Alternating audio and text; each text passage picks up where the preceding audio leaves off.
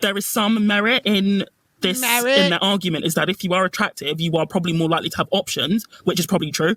But that doesn't mean that any of those probably true options are any good. I mean, if we accept that most men are low value, having more men come at you doesn't necessarily mean that they're all high value men. Also, I see unattractive couples all the time and they're happy together. So, being unattractive doesn't automatically make you low value as long as you date someone who is, similar to you. I mean, and we just had an episode a few weeks ago with Cornelia, and she's Instagram beautiful, and they're still mad. So yeah, there's no winning here. Yeah, you can be a literal 10 out of 10. And if anything, if you have high standards and you're beautiful, they'll get even more mad at you. So exactly. So I'm recognize the game being played. I feel like femcells have internalized the misogyny of the manosphere and made that fact when it's not. Yeah, that's exactly it. That's just a narrative that men are trying to sell to you because it benefits them for you to believe that. Yes, 100%. Yeah, maybe. I feel like femcells, that's exactly it. They've literally internalized the misogyny of the manosphere and accepted that as fact. And then I love internalized misogyny because that's even if a woman fucks up, it's still a man. For some reason they call that feminist. I don't get that. That's not. I don't see that as progressive for women in any way. I see it as very regressive, actually. And the other thing is with femcells, they're really mean to other women a lot of the times. Yeah. After we banned a lot of these people, seeing some of the comments that they were writing about FDS, they're all autocratic dictators, they're mean girls, they're Regina George, they're this and that, and they're fascists. It's they seem to have this belief that women who have any boundaries or women who exert any kind of leadership are evil or bad or mean girls, right? I mean, and so much of what femcells say it comes across to me that maybe they were bullied, or a lot of their issues are actually just they are socially awkward or a little bit timid. Maybe they're introverted, because I don't really know what a femcell looks like. I'm trying to actually just picture what a femcell I do. Actually looks like, and I can't really offhand think of an archetypal femcell because there's just not a whole lot of hair color somewhere in the bluish purple, asymmetrical bowl cut, glasses, women where I'm oh girl, you are so tore down, give up, right? No, the thing is, I've seen femcell selfies, okay, when femcells was still around, and I think they still use Vindicta, a lot of them, but a lot of them will post selfies, and Vindicta, they're not even that bad. They're not hideous monsters. I think a lot of them just have really, really bad self-esteem. Yeah, it just seems like poor self-esteem. It seems they're not hideous monsters. It's the thing that they could work on, just besides obsessing about the physical standards, is actually working on their soft skills and their social skills, because so much of it seems to be an internalized sense of shame, an internalized sense of misogyny, low self-esteem, in which case therapy and also working on how to navigate social situations better so they don't feel that constant rejection and that constant anxiety. Crazy. None of their advice has ever been just work on yourself physically. Of being rejected. Because all guy podcasts are all just go to the gym. They're all just just shut the fuck up. Go to the gym. There's other things you can do, but also go to the gym. And there's it's definitely... would help them. I think some people just internalize the messages they may have gotten in high school or when they were young and then take that well into their adulthood. And it's just those attitudes don't serve you, even if it was true at one point that you were rejected and you were bullied because you weren't pretty enough and you weren't this enough.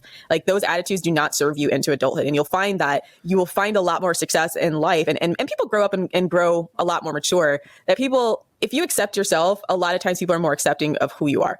Yeah. I saw one thread on femcells a while back that was criticizing FDS, and it said something FDS has a blind spot that the reason why a lot of women fall for these manipulation tactics for men is because they're unattractive, and they think that, if they want a boyfriend that they have to, kind of go, or, they're much more, basically the idea that femcells are much more vulnerable to abuse because they're unattractive. And so when a man shows them the slightest bit of affection, they go, oh my gosh, and have a hard time spotting red flags and so on.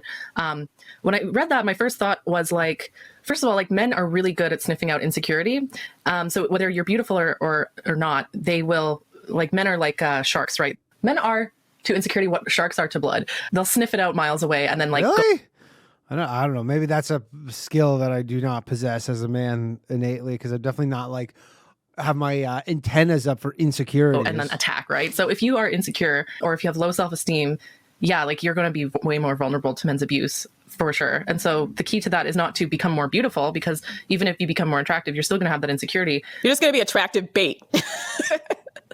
Juicier, tastier, meatier, more delicious bait. Shark bait. Woo-ha. Yeah, you're just going to be attractive bait. Like, you got to raise your self-esteem. You know, I know a lot of them say like, oh, like, you know, I don't buy the just have more confidence kind of thing. Just having more confidence isn't necessarily going to attract more men. Women don't need confidence. It's going to protect you from predatory men. It's going to give you the power to say no to men who are trying to manipulate you. Exactly. And I also want to say, I actually do have a lot of compassion for femcells.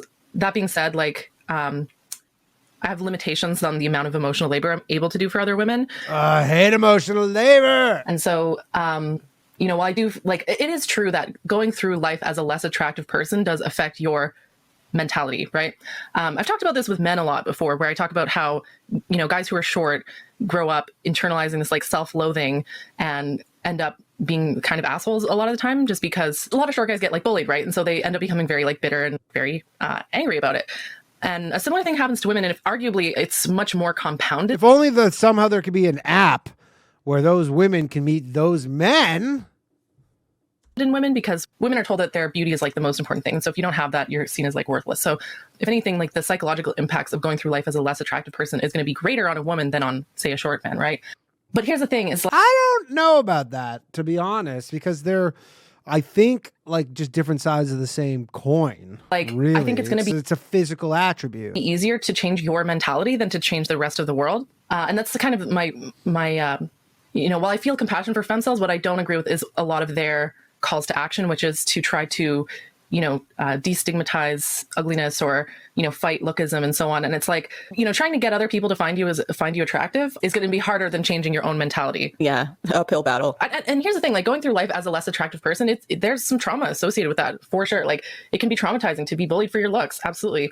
But that's on you to Isn't go to it just traumatizing to be bullied in general? therapy and learn healthy coping mechanisms and stuff. And it's not fair, but it's not good for you either to just like sit around on Reddit and yell at women who wear makeup, right? Yeah. Plus you could be worse off. You could be a man, right? Remember, like you have the vagina, you have the power, sis. I'm not kidding. I'm like, let's say you're just like, you wake up in the morning and you're like, listen, I hear you, but I'm like a solid 3.5. Treat these 3.5 through 4 dudes like they owe you some shit for talking to you. I'm dead serious. Well, the problem is if you're a 3.5, you still don't want to talk to a guy who is a 3.